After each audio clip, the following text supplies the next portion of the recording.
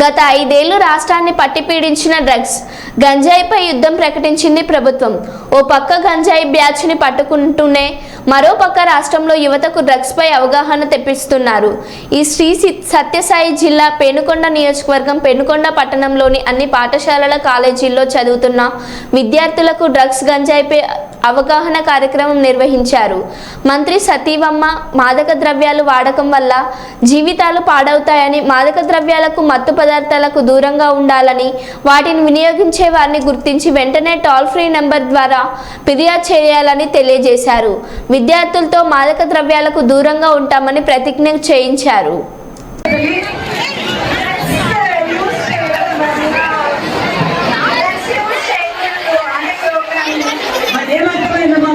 అంతమంది ఆఫీసర్స్ మాట్లాడారు కదా, ఏమర్థమైంది?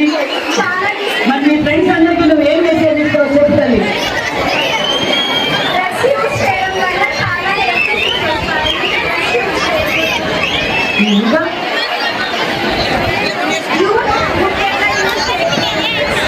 వెరీ గుడ్, మరి అందరికీ చెప్పాలి. మరి ఓకే బాయ్స్ తీసుకెళ్ళారు. మరి మీరు ఇంటర్ ఎంపీసీ చదువుతున్నావు.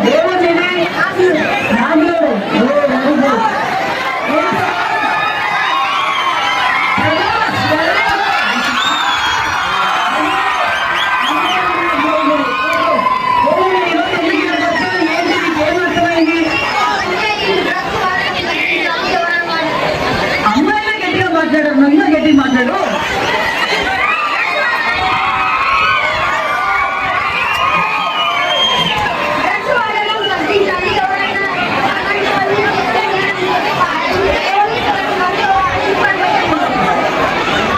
డ్రగ్స్ వాడితే ఆరోగ్యం చెడిపోతుంది, ఇంకా కావద్దని చెప్పి చేశారు. ఓకే, మరి మీరు అందరూ చెప్పావు కదా, థ్యాంక్ యూ. ఇంకో బాయ్స్ ఇవ్వండి.